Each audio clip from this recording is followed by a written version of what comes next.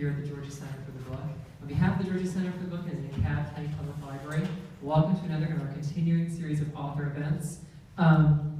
You may notice that our stage this evening is decked out a little bit florally.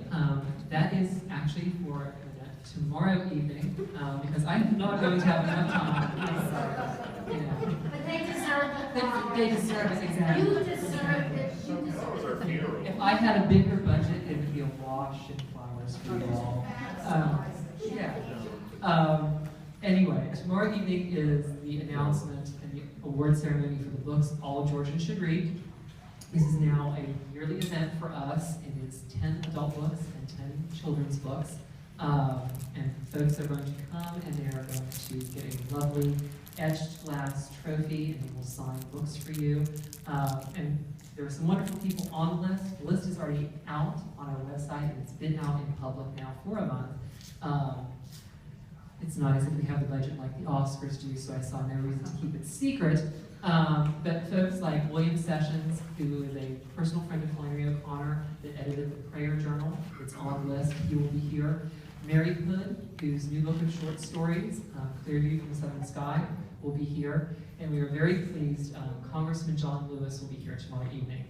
His book, March Book 2, is on the children's list, and he will make an appearance to accept the award. So we are very pleased, and we hope you come out for that. I will say, the guest list that we have is pretty long.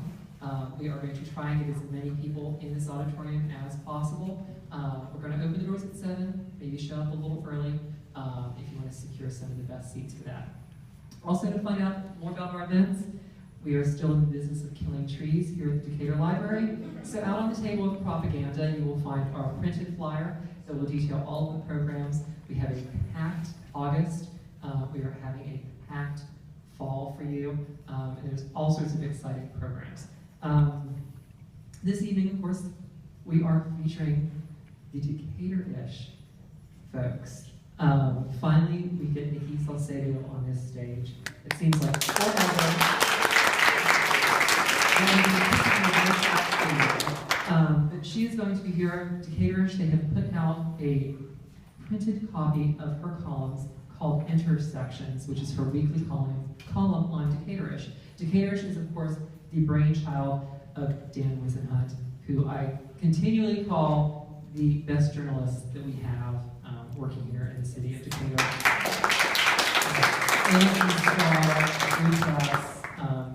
This is a guy who takes journalism seriously, like the old-fashioned journalists in the South, like the Townsends, and those folks that you need to tell the news and pretty much tell it straight. Dan, managing a new baby, and of course the Decatur website, has the foresight that any good manager does to hire a wonderful right-hand man, or in this case right-hand woman, Dina Malik, who has worked for Fox News, local and national TV corporations, and she is, like our program assistant Zach, an unbelievable help. She even has all of their little reading segments printed out and ready to go. I'm not going to take up any more of your time. I do have to say, if you've not been to Decatur-ish, or if you've not converted at least one person to a Decatur-ish fan or supporter, you need to do so, because when we talk about news and journalists in days gone by, we talk about Celestine Sidley and Townsend and things like that. We need to get it back, and it starts local, and it starts with people like right here on this stage. So will you please welcome Nikki Salcedo, Dan Wisenhunt, and Dina Malik.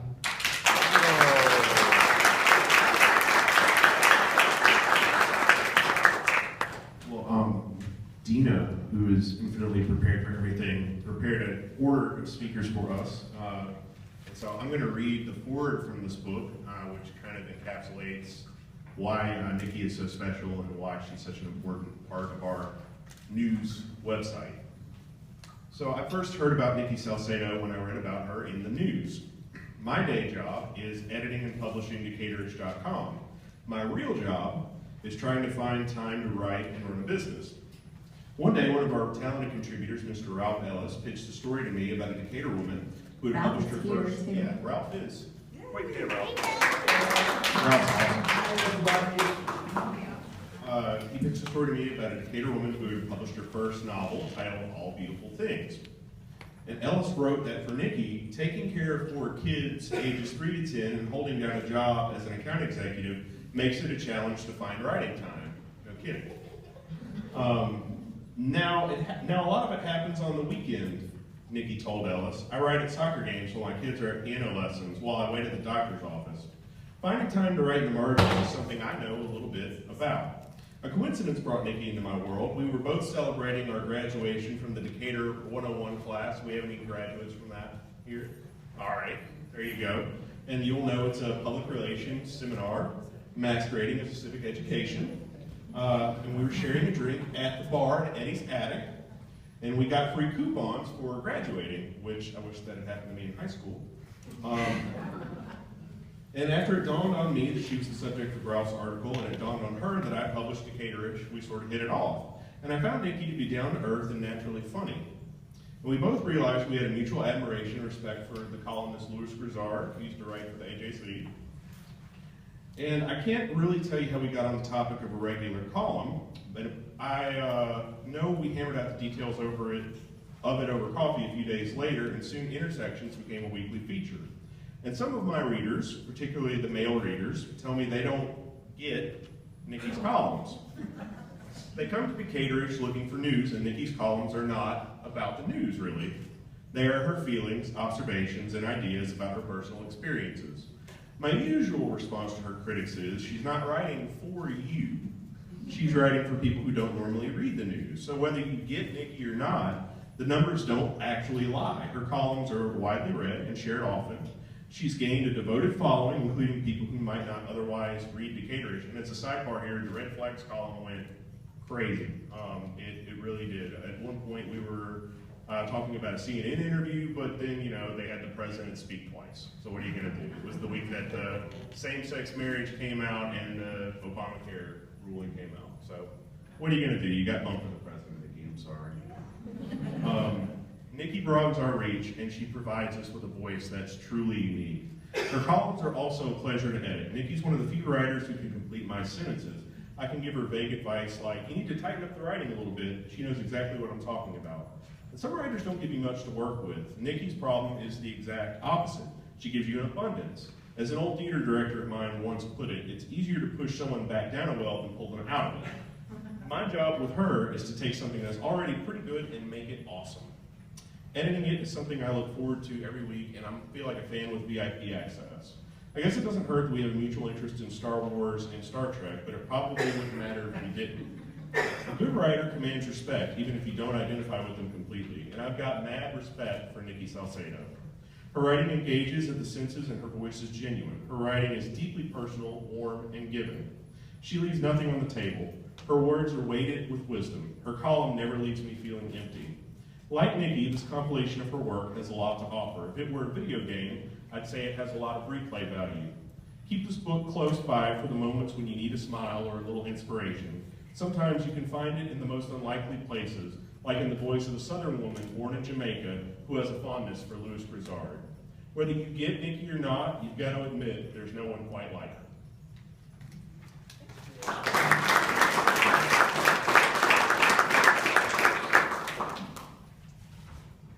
You all hear me? Yes. Thank you for reading that, Dan. A couple of things. First of all, thank you to Joe and Justin with the Georgia Center for the book. I've often been in the audience. This is one of my favorite things in Atlanta. I do feel like it's a hidden gem. You can see New York Times bestselling authors right in this auditorium, kids books authors. So if you are not normally here, please sign up and come and visit authors all year. And also Eagle Eye Books outside, my friend Charles, also a good friend of mine from years at the Decatur Book Festival. So it's always good to be around people who like books and writing. Dan and Dina up here will not tell you how much they influenced my writing. So I'm gonna read a little piece for you, but a lot of times I have a kernel of an idea or something rough, and I send it to them, and they come back and they say, did you mean it to come across in this way? Did you mean it to sound angry? Did you mean it to be sad or sentimental? did the ending, did you get to what you mean to say? Because sometimes I don't want to say the truth, and they push me to tell the truth. So they are a part of these stories as much as me living my life. So I'm glad that they're here on the stage with me, and we're all going to tell you a little bit tonight about our experiences. And I'm going to read my first column, which I did pitch to Dan. I said I've always wanted to write a column, and Dan said something to me when we first met. He probably doesn't realize this, but he said, we need your voice. And then we talked, and then we went away. And I thought about that for a long time, and I didn't know what he meant. Like, did we need the voice of a woman? Did he need the voice of a black person? Did he need the voice of someone from the South? Did he need the voice of whatever? And I keep thinking about what did he mean, but I think sometimes there are lots of voices out there that are very polarized, so very for one thing, very against one thing, and there's not a lot of voices of those of us in the middle, and I feel like I'm the person in the middle, and I represent a lot of people who care about things, but maybe we aren't angry about it, or maybe we're not gonna, have our voices heard.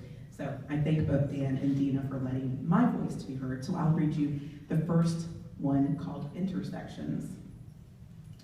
I'm not a storyteller. I don't tell stories. Stories tell me. I've been told I'm not Southern because I'm not Southern by birth or ancestry, but I want to be. I've lived here, some easy striking distance of Atlanta, most of my life.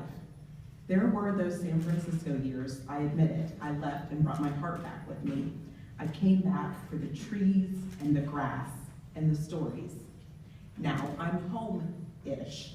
My husband, that heart from California, accepts my pronunciation of Ponce de Leon with some skepticism. I think my way is right for Georgia. I accept the fact that when I say Ponce, I am wrong and right.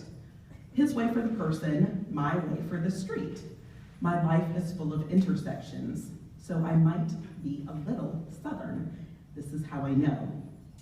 I walk slowly. I hug the magnolia tree in front of the Decatur Library. I like football and baseball. I can hear the difference between a foul ball and a home run. I like to walk in the cemetery, not for the history, but for the unexpected sound of laughter and the menace of geese. I like romance and time travel. I don't belong to any one thing, even this town. My entire life is an intersection. I pause too long at the place where two roads meet. Any direction could be the right choice. I merely stand in place and wonder which way to go. My kids don't stand still. There are 4 of them. Outnumbered does not accurately describe what happens to us against them. They are all smiles, but he and I have the last laugh. I hear stories everywhere. I've struggled with tragedy, fire, and loss, and cancer. I've cried for people I knew and others I didn't. I look for happiness in the world, and when I don't find it, I make my own. I see stories everywhere. In the post office, the woman behind the counter spoke to a customer with infinite patience. All the other customers were agitated, but the old lady took her time buying stamps. The employee smiled at her. Why should this kindness surprise me? I'm sure there is a story there. I'm sure there is a reason, a story for why I was surprised. A woman hurried down the street, Ponce de Leon Avenue, and into the yoga studio. The rush to meditate is not unusual. I first noticed her blue yoga mat. It is weathered and faded. She hurried with her blue mat, but wore red stiletto heels. I'm sure there's a story there. What I love best about the South is the constant intersection of things that seemingly don't match. Stories find us even when we aren't looking or listening or waiting at intersections. I've been told I'm not Southern, but I am just a little bit. I like pollen better than snow. I tell stories and stories tell me. I wrote this one back in April. Here we are past the Ides of April and it is very cold. Spring and winter are married for the day. My car is frozen and covered in pollen. These things don't match, but I like them. If you see me around town looking lost, don't worry. I'm wondering about things that don't go together. West and south, snow and pollen, stilettos and yoga mat. And I'm that not quite Southern girl at the intersection. If I wait long enough, the stories will tell me which way to go.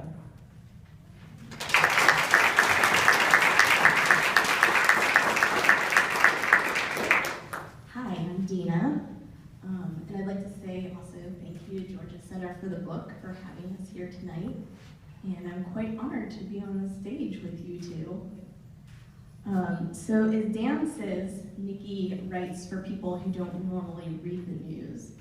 Nikki says she doesn't watch the news, but she sure knows what's going on and what topics people are talking about.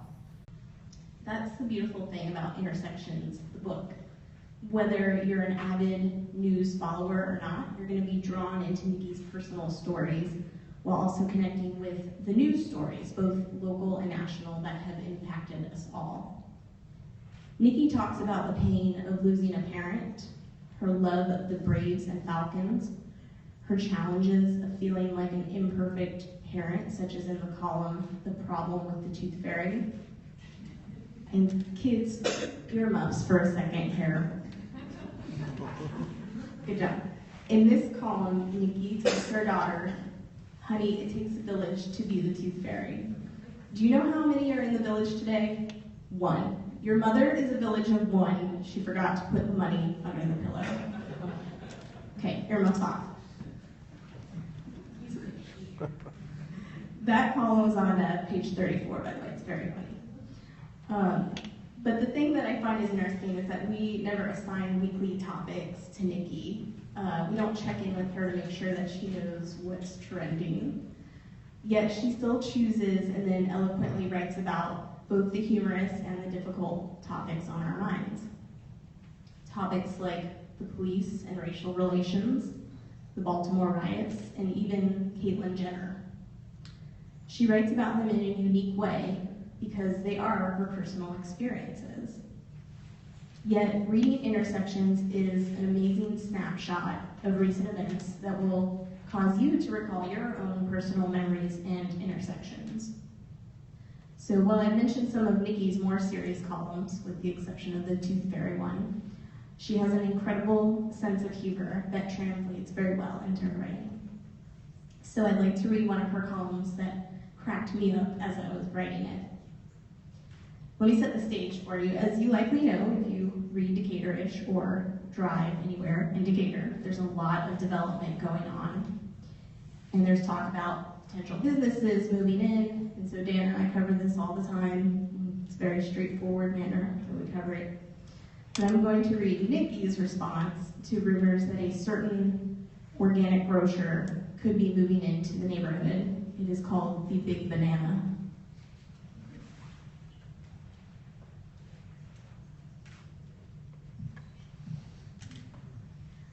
I watched my son eating a banana for several minutes, and it took me a while to realize that something was wrong. "That's a really big banana," I said, which, by the way, is kind of weird reading in your voice, but I hope I do you justice. Sound just like her. "That's a really big banana," I said. "No, it's not," he responded. He is 7 years old. What does he know about big bananas? A banana should take you 2 minutes to eat. He had been eating for 5. I looked on the counter and saw the rest of the bunch. Sure enough, they were all big enough to measure the distance from my widow's peak to my dimpled chin. Those were big bananas. "Where did Daddy buy the bananas?" I asked. "The farmer's market," my son said. Well, they are selling GMO bananas at the farmer's market. The child, who had no idea when to worry about the size of a banana, knew exactly the meaning of GMOs. I learned about GMOs from my kids last week. Needless to say, my son took offense at my GMO comment delivered at the same time he took his final bite of the gigantic banana. I wanted to tell him the details of how you become a banana expert, like being born in Jamaica and eating banana fritters every Saturday in my formative years, like being 40 years old and married. I've seen my share of bananas in my life, but I spared him the details of my experience. He won't trust me on bananas. I like my bananas yellow with green stems. I do too. Once the entire fruit is yellow, the bananas are too sweet for me. Honestly, I'm allergic to them. If I eat a ripe banana or a plantain, my tongue will burn for an hour. My son is my banana opposite. He likes his speckled with brown spots. He will not eat a banana until it is past ripe, almost bad. I wonder what I did wrong to deserve such a strange banana kid. The kids like that. Brown bananas have their place in my life. Cooked into other things like pancakes and muffins, even paleo style mushed up with egg, or egg and almond meal is pretty darn good. Better yet, sauteed with butter and brown sugar. You can't do that with green stem bananas. I'm a banana expert.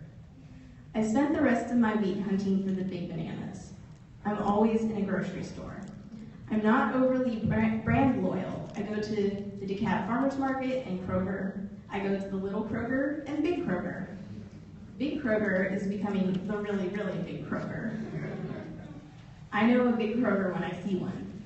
I know Kroger the same way I know bananas. Years of experience. I go to Publix and Whole Foods. I have never ever seen a really big banana in Whole Foods. I have also never bought bananas in Whole Foods. I have bought cherries and fresh fish and the good cheese, but never bananas. Probably because the bananas at Whole Foods are extra small. I've got to find a happy medium somewhere. I go to Trader Joe's when I'm on that side of town. No one is in there for the bananas unless they start shoving bananas in bottles of wine. So I have to rely on my neighborhood grocery stores and the farmer's market. My kids have mixed feelings about the farmer's market. It is bitterly cold inside. So cold that we keep spare coats in the car all summer for unexpected shopping trips. We mark the changing of the seasons by how close the temperature outside matches the temperature inside. When I was a kid, I had mixed feelings about the same farmer's market too. It was smaller and at another location down the road. There always seemed to be an inch of gray water on the floor. I would beg my mom not to make me go with her. In those days, she was looking for the bigger bananas and cantaloupe and fish. Now the size of things makes me suspicious. I still sing the Let's Go Krogering song from 1980, which means I'm pretty excited for the really, really big Kroger. Not that I need one, but I can buy a baby crib at 2 a.m. in the grocery store if I need to. You know how those baby showers sneak up on you. I'm not as certain about the future home of the new farmer's market. I've been watching the terraforming of the land each day. I've seen more coyotes, rats, and rabbits in my yard than I've seen in my entire life. There is a new wall holding up the ground that can be seen from outer space. Suddenly, the really, really big Kroger looks like a botanical garden. All this just so I can get big bananas? I'm not one to boycott places, unless they are places I already don't go. If I look deeply into the business practice of any business, I would be without any place to shop. I admit I shop everywhere. You can get a half pound of turmeric for 27 cents at the farmer's market. Kroger keeps my 2 a.m. shopping habit covered.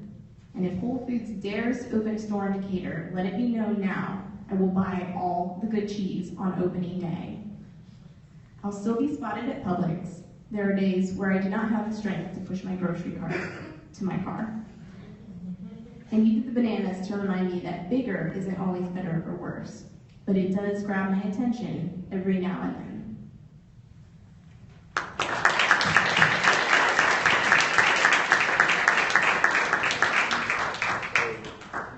I wanted to follow that with this one, and there are sometimes when she writes columns, they just crack me up from beginning to end, so I will try not to laugh during this one, but I will not make any promises.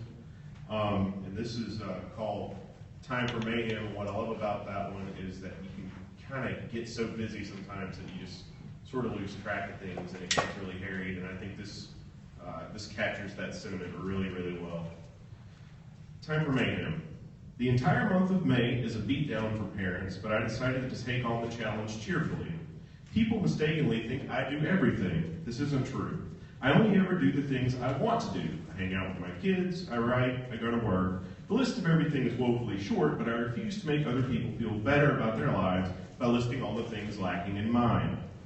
I used to think the things missing from my life included a winning lottery ticket, a maid, and 51 weeks of summer vacation. I used to think that I needed more time. Time is the new money, they say. Time? What the hell? If I had more time, I'd do more laundry. I don't want more time. The month of May taught me that there is enough time. We enjoyed field day and piano recitals and graduations. If you live in the city of Decatur, your child has the opportunity to graduate from pre-K, 3rd grade, 5th grade, 8th grade, and 12th grade.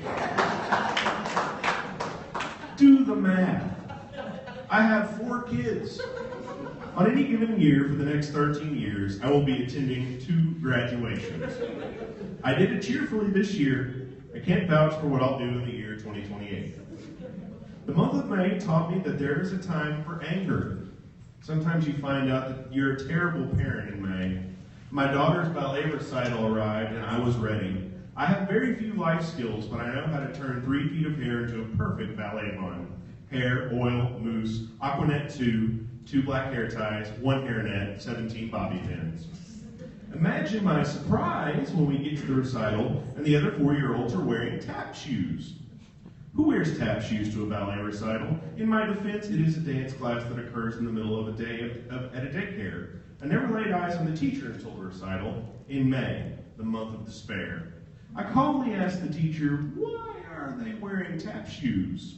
She responded in a voice like Snow White, it's a tap and ballet class. I've been at this daycare for 11 years. 11 freaking years. It has always been ballet, only ballet. I take a breath. The young teacher looked like Cinderella. There were small birds flitting around her head, and 2 mice were peeking out of her pockets. I was about to attack her like Nene attacked Kim on the Real Housewives of Atlanta. Nene. Sorry. I don't watch that. But I take another breath. She's been in class since September. Did you ever send a note to ask for tap shoes? What has she been doing all year? This is 20 minutes before showtime. She's been learning to tap in her ballet shoes. I didn't send a note. She did not send a note. I am thinking curse words in a Baptist church. If you had sent a note in September, I would have sent shoes. I say this calmly. In my mind, I shout this. I hate May. I really hate May. Fortunately, the Fairy Princess Ballet and tap teacher had an extra pair of shoes. I have unfriended May. One of the teachers at the elementary school joked that May was mayhem. I didn't laugh. Too true to be funny. May, like Mayday, help me, I'm drowning. Then I remember on the other side of May is a month called June. June, like June Rose. June meaning youth, like Juno, the protector. I endured the 3rd grade recorder concert. A recorder is a cross between a flute and a clarinet. It is a cheap wind instrument made by the hands of the devil and given freely to 3rd and 4th grade children to hasten puberty. We made a rule that playing the recorder in the car is not allowed. I try not to hate the recorder with the passion of 1,000 suns, but I do. I have children who play the piano and electric guitar with amp inside my house, so I have no fear of upsetting noises, but the recorder tickles the crazy part of my brain. The recorder is May's theme song. Here's a little known fact.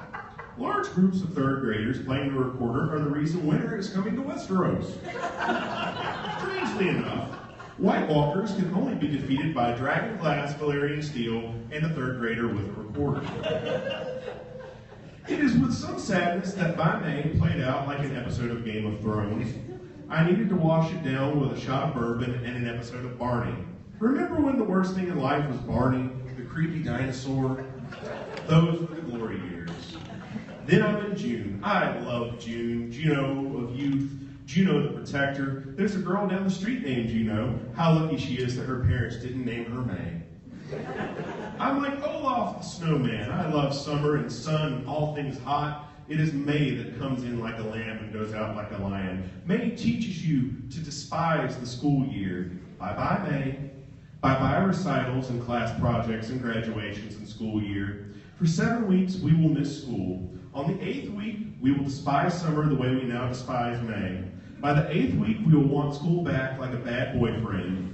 But for now, goodbye, May. It's summer.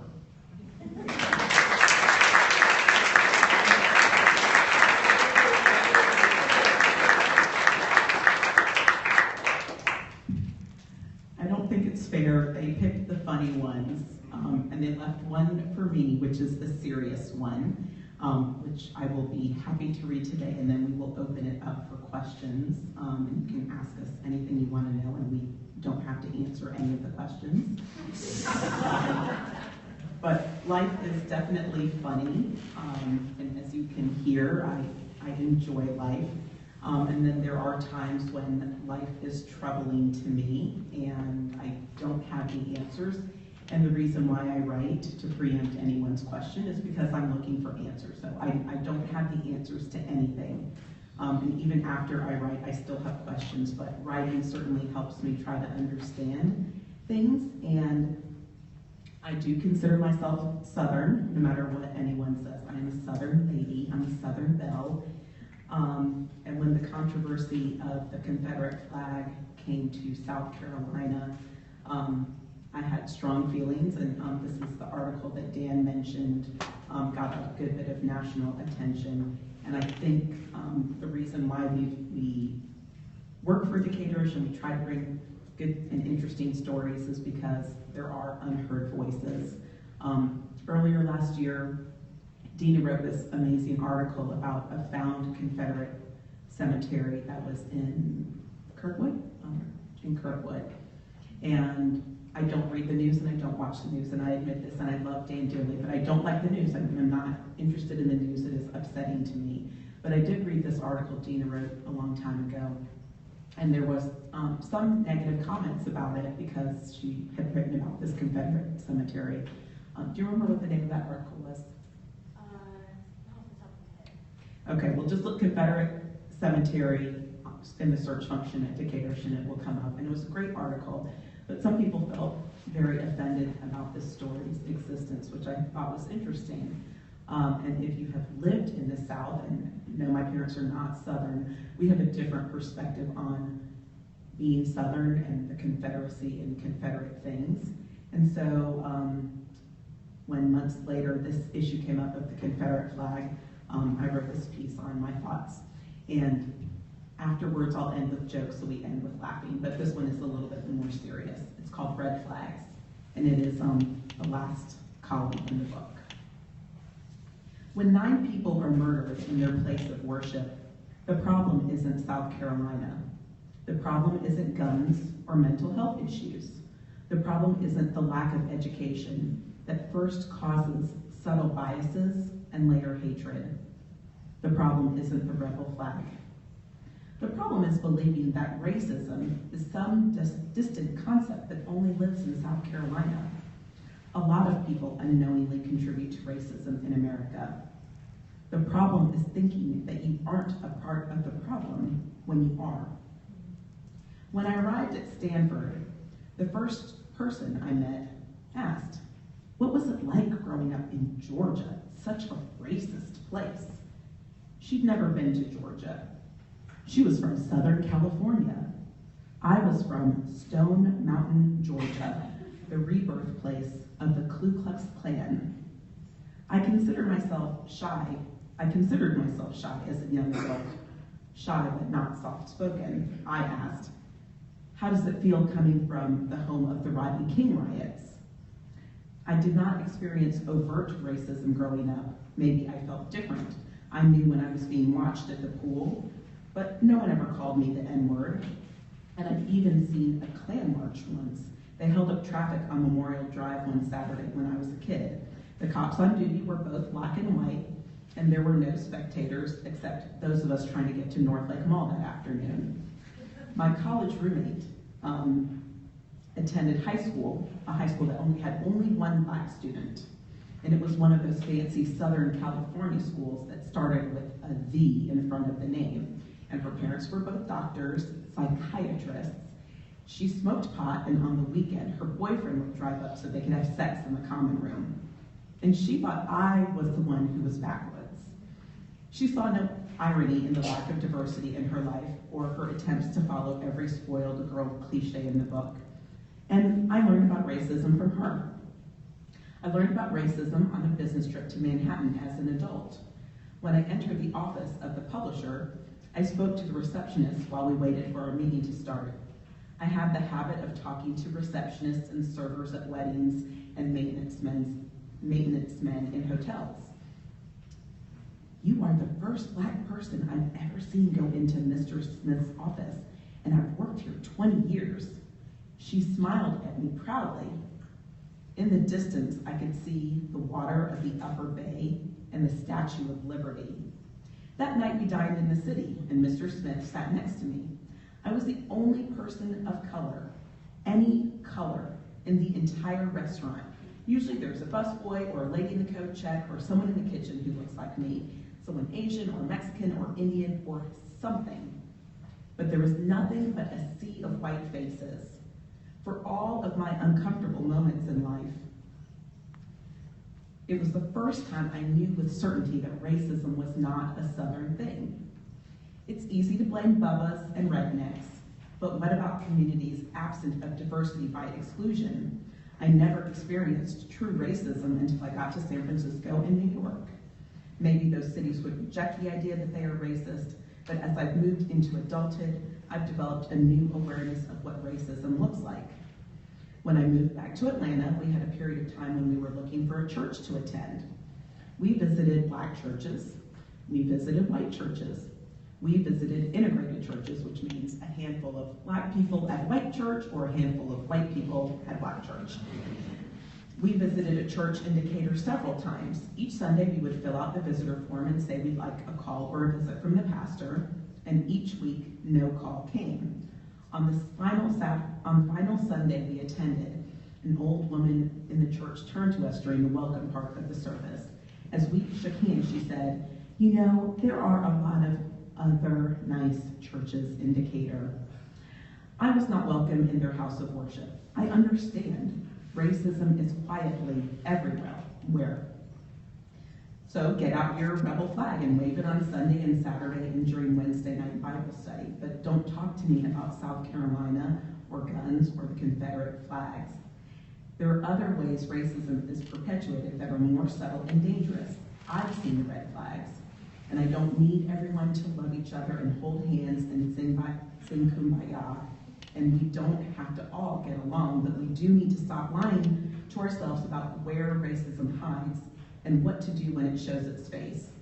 The face of racism is born out of a lifetime of being separate by convenience, by choice, or comfort in New York, in LA, or in Atlanta.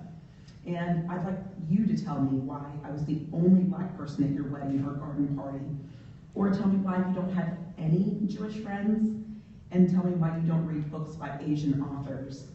And I love this one. Tell me why you don't like Indian food, and then immediately explain how you have never tried it. Don't tell me about South Carolina and who you voted for, and don't tell me about that red flag while ignoring others. Tell me about your life and how we are the same and where we can find intersections. I will listen. I will believe you.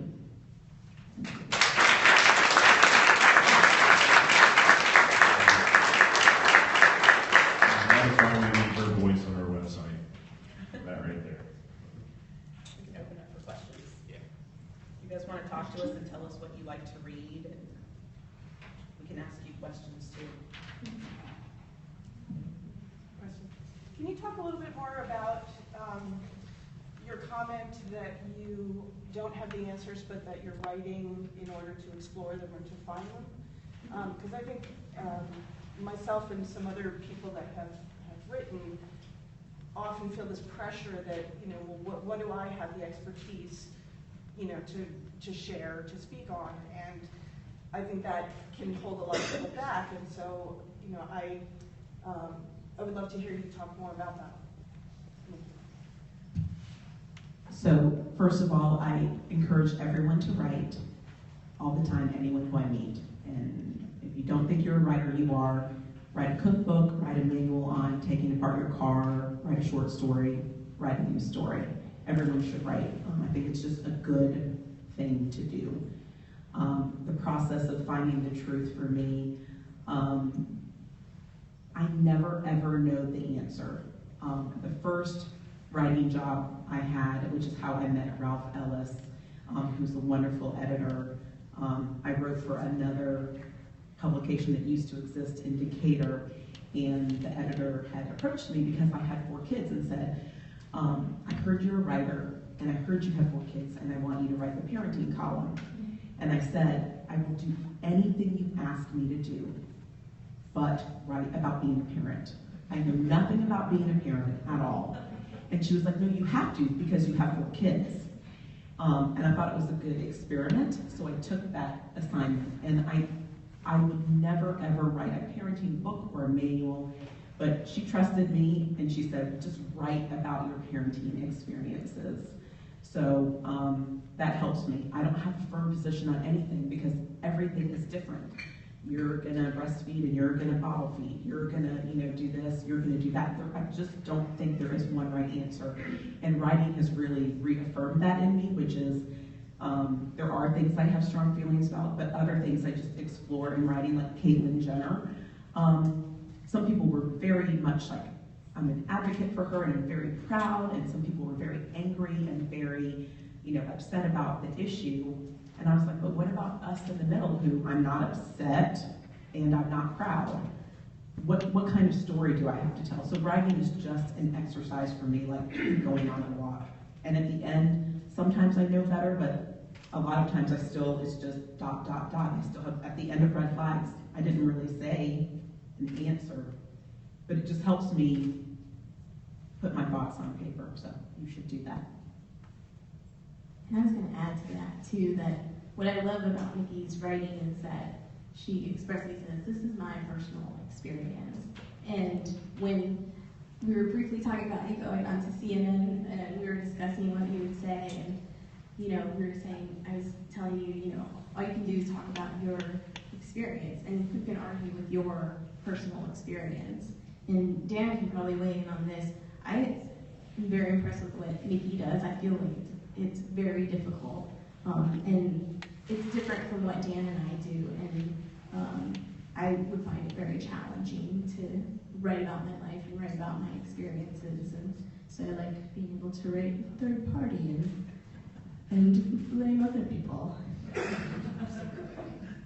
Well, there is a difference because I'm sitting next to 2 journalists, and there is a certain pressure there.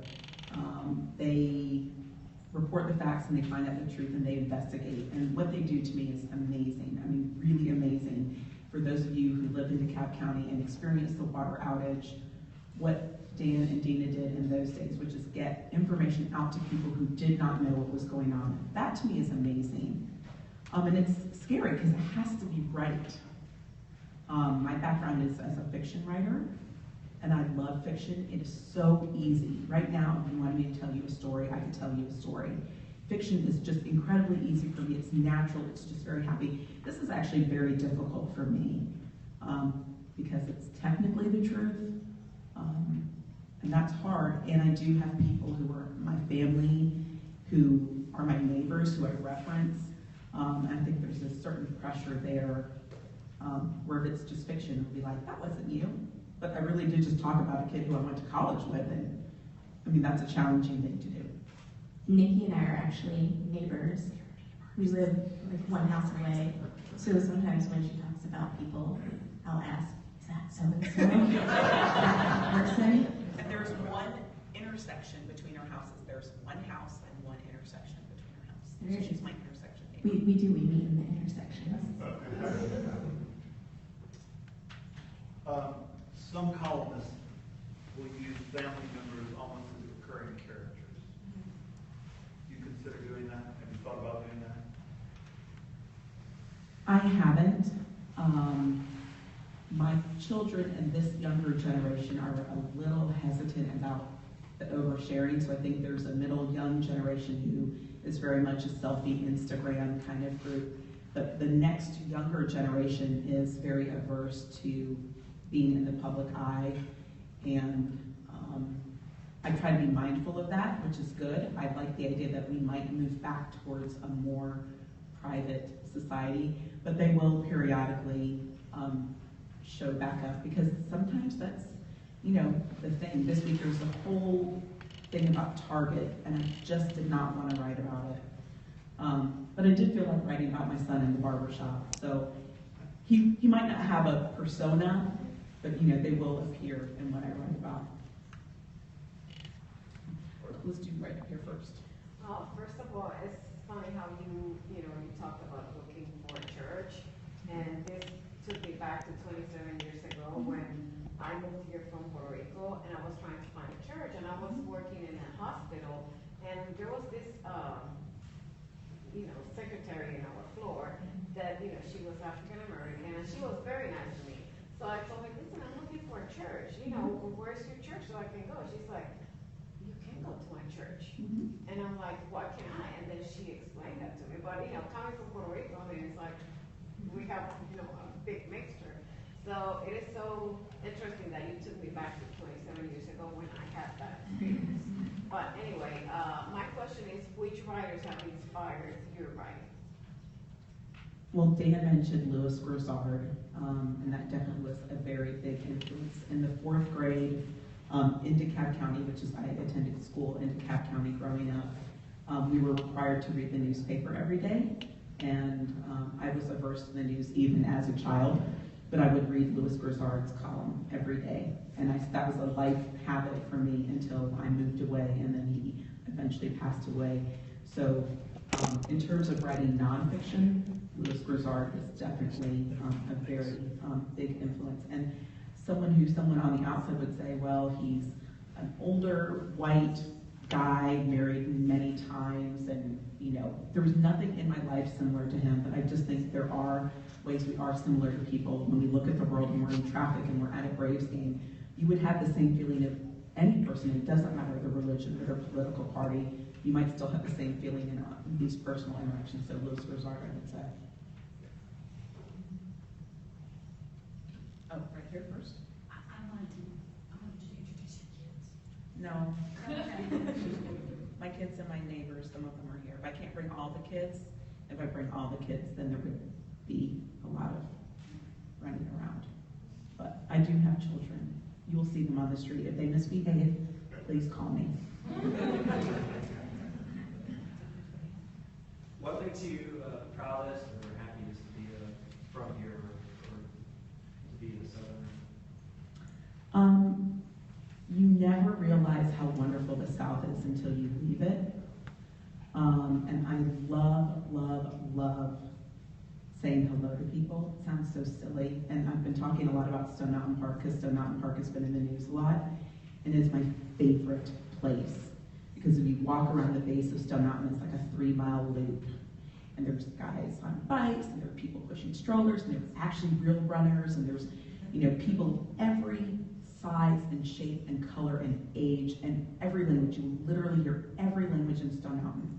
And as you are walking for an hour, every person says hello to you. And it is the most bizarre thing.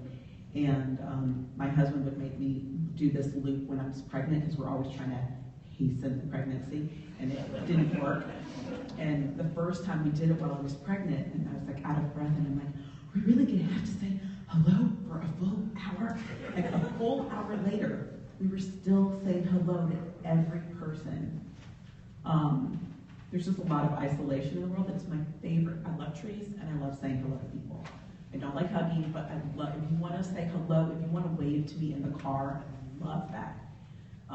You go to other cities and you really do feel isolated. And some cities have neighborhoods and pockets of very friendly, and there are really friendly pockets of California, but I love that. So if I'm waving to you, I'm like happy to see you. I'm really, Question? We'll go here first. I'd just like to hear more about your writing process. You said it's a lot like exercising for you. How do you build that into your schedule, and what are some also, I guess the second question is, which column was most challenging for you to write? Writing process always changes. So when they were little, and I do actually have 4 children that I nursed, breastfed 4 children, and I would nurse them with one hand and I would type with one hand at night. And I wrote 1 fiction novel before I had kids, and then I wrote a novel every time I had a kid, because you'd have these long periods of like a sleeping child on you, and if you are good, you can actually type the entire keyboard, including uppercase and return, with one hand. And you can see my finger, I know exactly how to type with just one hand. So that was a certain amount of time. Then you have kids that are like free and running around crazy. So then you learn to be what Dan mentioned in the intro and what I talked to Ralph about, which is I literally love going to a doctor's appointment. If I have to go to the doctor and it's a 2 o'clock appointment, I show up at 1:30 with a notebook and I'm like, I hope they're running late. And I literally write in the paper gown in the doctor's office. I will write anywhere now. Sometimes I'm at soccer practice and it's frustrating because they're like, do you really have your laptop out during soccer practice? Do you really have your laptop out during the game? I do. But I like writing and I don't have very much time. I do have other things I'd like to do, so I try to be creative with it. You have a question? I really loved your book, All Beautiful Things, and one of the things I really liked about it was your 2 main characters to me were just so distinct yet quirky. They were just had these unexpected quirks to them, yet they were still these attractive, well-developed characters that I could just picture so clearly. So my question is, when you were writing that book, did you have their voices already clearly in your head? Is that something that developed over time? And then your process, if it did develop over time and it wasn't just there, did you go back and add things in afterwards to make them more developed? I was just curious about your process in developing your characters. So that book was set in Georgia, and it's two Southern characters, which again, like Intersections, I felt like they were untold stories of Southern people. I thought they were fully formed, and the process of fiction is very different. Sometimes writers will write by just sitting, like they're not writing, they're not looking, like the brain is just working. So with fiction, I have a lot of time to kind of think about, what are the terrible things that have happened in their life? What terrible things should I put them through in the book? And this is the reason why I love fiction, because I just get to sit there and think and make all of these things up. So I spend a lot of time, and then there's the revision process. What I've learned with Decatur-ish and with the news is with writing for a news site, the turnaround time is so quick. So I write something on Monday, and we kind of go through edits on Tuesday, and then it has to come out. With the book, you have a long period of time. You might write chapters and chapters and then share it with someone and edit it, or send it to your publisher. The publisher sends you feedback. So you have really time to think and process and create and then revise. Revising is one of those things that's just really, really important. And as I've written more and felt more comfortable with revising, like it just helps me in life. If you put on an outfit and you look in the mirror and you're like, ooh, this doesn't look great, you just go and change it. You have to learn to change, and the process of writing is very raw and you're exposed, so you have to be willing to say, what I wrote wasn't good, I'm going to go back and revise it. So with fiction, I have a lot longer of a time to work with it. Here it's really quick, and I have to really take their feedback and their direction and fix it quickly. And somebody had a second question that maybe I didn't answer. Toughest piece to write? Oh yeah, which column did you find most challenging for you to write?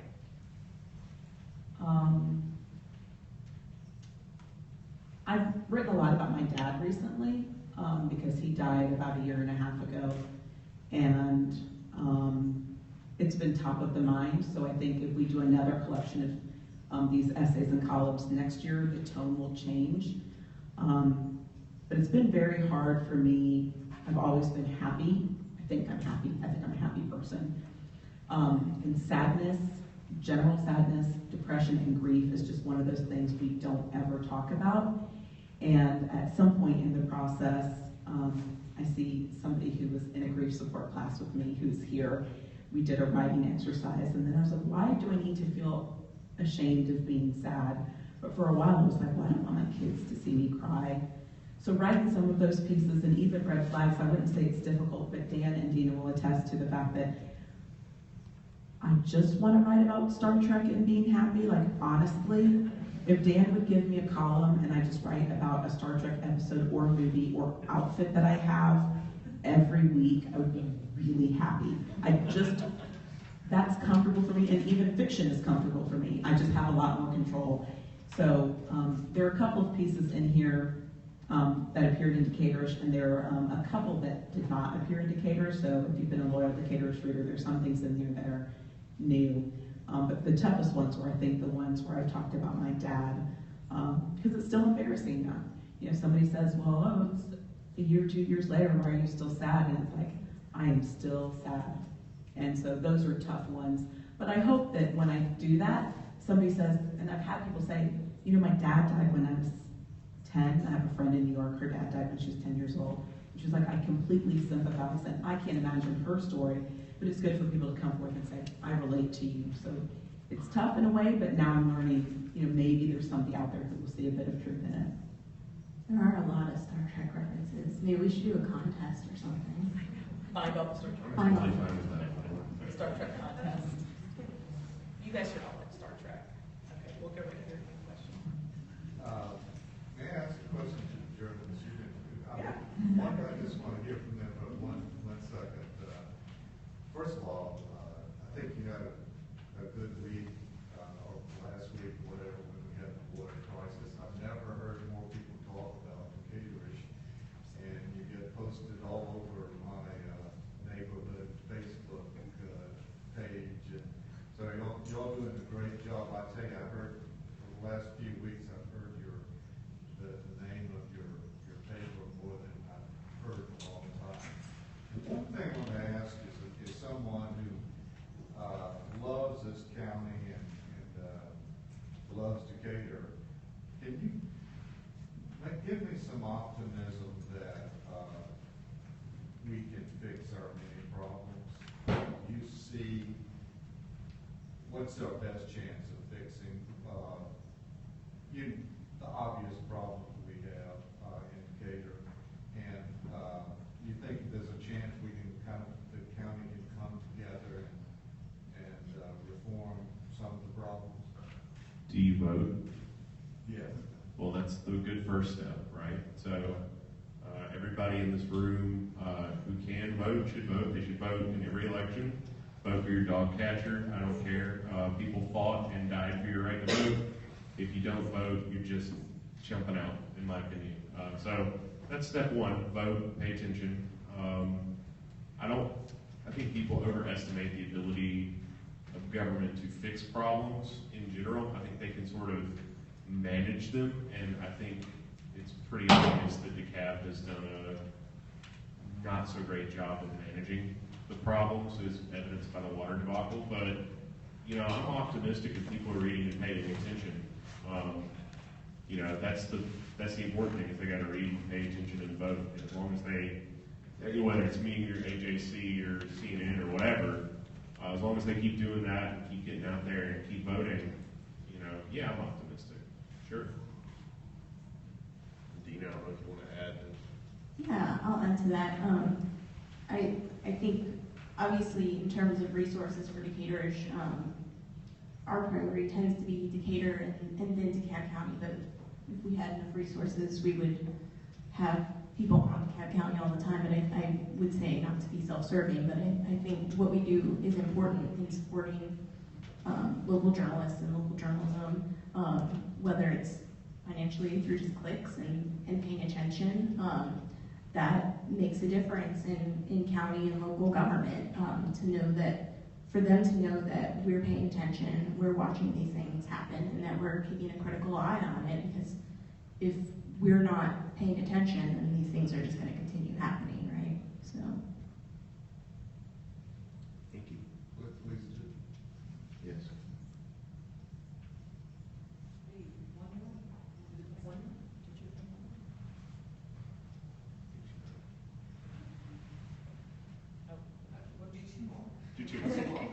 More over.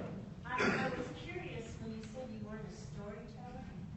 How do you define the difference between, differentiate the difference between storytelling and fiction and I don't know, they seem to blend to me rather than be two that disparate entities. They're probably not two distinct things, but some people have stories inside of them, and it's very organic to come up with a beginning, middle, and end, and it's not for me. But I think walking through life, stories happen upon me. Like I literally am standing places, and bizarre things just come right up to me. So stories just come right up, and I sometimes look around like, is anybody else seeing this thing? And I don't know, maybe it's just me, but stories literally just walk up and like present themselves.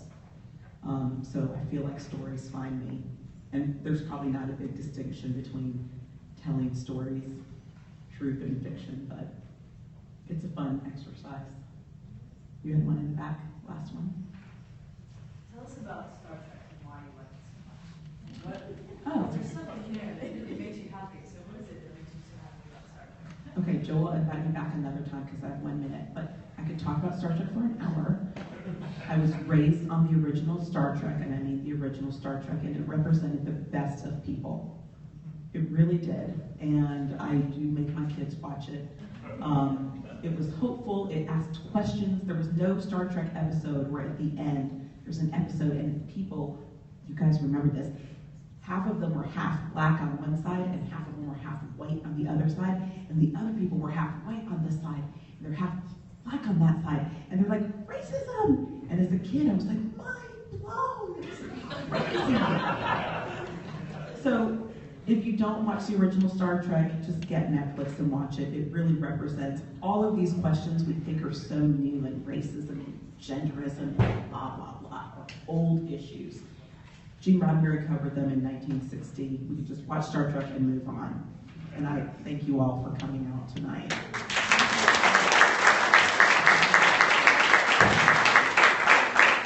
Thank you all so much for coming. As Nikki said at the top, Charles from Eagle Eye Books is out there at the table. He has intersections that you can purchase, and all three of our guests will happily sign for you. And he also has Nikki's novel, All Beautiful Things, that she will sign for you. And then maybe next time we can have you back and you can talk about how to get those Vulcan ears on. I've seen you wear it. Not me, somebody else in the audience wore them. I won't point to him. Okay. Okay. Got it. Vulcan ear taping at the Georgia Center for the book, ladies and gentlemen. Thank you, Thank you all Joe. so much for coming. Thank you.